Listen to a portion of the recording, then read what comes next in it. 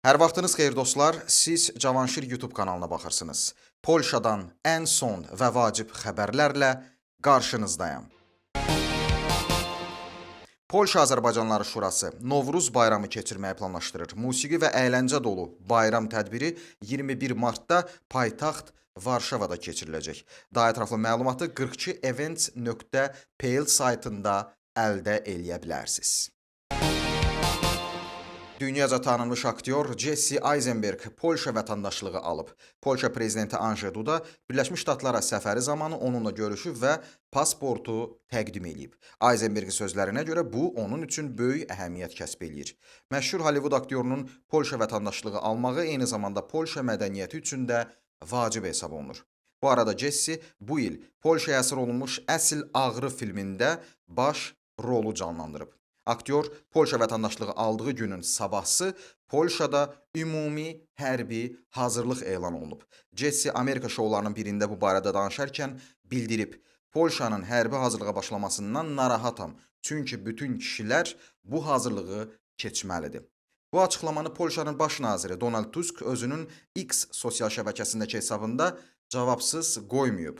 Əziz Jesse, narahatlığa əsas yoxdur, çünki hərbi hazırlıq könüllü xarakterli daşıyır. Ona görə gəl Polşaya, biz səni elə məşq elətdirəcəyik ki, növbəti James Bond rolu sənin cibində olacaq. İşsizlik səviyyəsinə görə Avropa Birliyində ən aşağı göstərici Polşada qeyd alınıb. 2,6%. Avropada orta göstərici 5,8%-dir. Məsələn, İspaniyada bu 10,4%-dir. Polşadan sonra işsizlik səviyyəsi aşağı olan ölkələr Çexiya, Malta, Sloveniya və Almaniyadır. Bildirilir ki, bu 1997-ci ildən bəri qeydə alınan ən aşağı göstəricidir. Polşa və Çexiya polisləri birgə çalışacaqlar. Əldə edilən razılaşmaya əsasən yaradılacaq polis qrupları sərhəddə birgə fəaliyyət göstərəcək. Amma bunun nə vaxt baş verəcəyi barədə məlumat verilmir. Yeni əməkdaşlığın Polşa-Çexiya sərhədində stabillik və təhlükəsizlik üçün daha effektiv olacağı bildirilir. Əsas tapşırıqlardan narkoticarətə qarşı mübarizə və axtarışda olan şəxslərin tapılması olacaq. Bu, əslində Polşa-Çexiya arasında sərhəd yoxlanışının bərpası deyil, amma yeni polis patrullarının işə başlaması onlara tez-tez yoxlanış aparmağa imkan verəcək. Ona görə də, əgər Polşadan kənara çıxmaq istəsəz, sənədlərinizin qaydasında olmasına əmin olun. Polşa Senatı əcnəbilərin işə düzəlməsi ilə bağlı yeni qanun qəbul edib.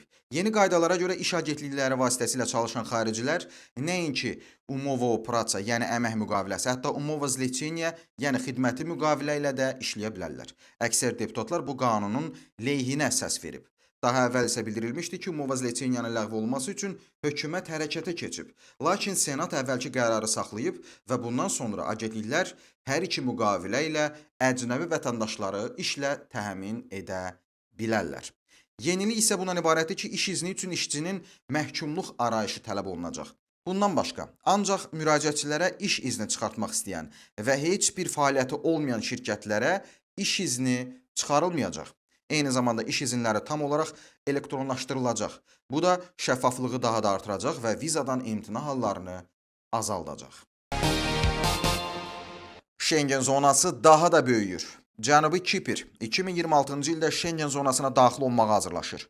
Biz artıq son mərhələdəyik, deyən Cənubi Kiprin prezidenti əlavə edib ki, turistlər və investorlar bu vəziyyəti nəzərə almalıdırlar. Polşada A2 trassında gediş bahalaşıb. Söhbət Konin və Yeni Tomışl şəhərləri arasındakı yoldan gedir.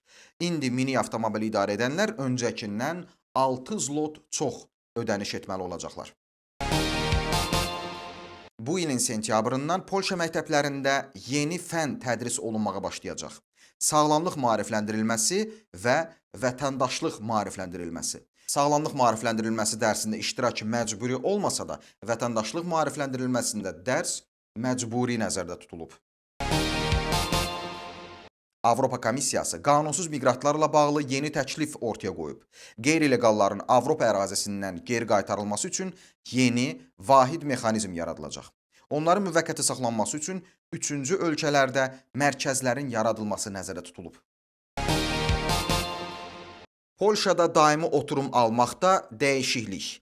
Bundan sonra Politsalni şkola, yəni peşə məktəblərini bitirməklə polyak dili sertifikatı qəbul olunmayacaq. Daha öncə isə bu məktəbləri bitirməklə daimi oturuma müraciət etmək imkanı yaranırdı. Yeni qaydalar 1 iyuldan qüvvəyə minir. Yəni bu il peşə məktəbləri bitirənlərin dil sertifikatı daimi oturum üçün uyğun olacaq. Ondan sonra isə müraciət etmək istəyənlər polyak dilindən B1 səviyyədə ayrıca imtahan verməli və sertifikat almalıdırlar. Bir çox əcnəbinin peşə məktəblərini bitirərkən belə polyak dilini bilməməyi hökumətin bu qərarı verməyinə gətirib çıxarıb.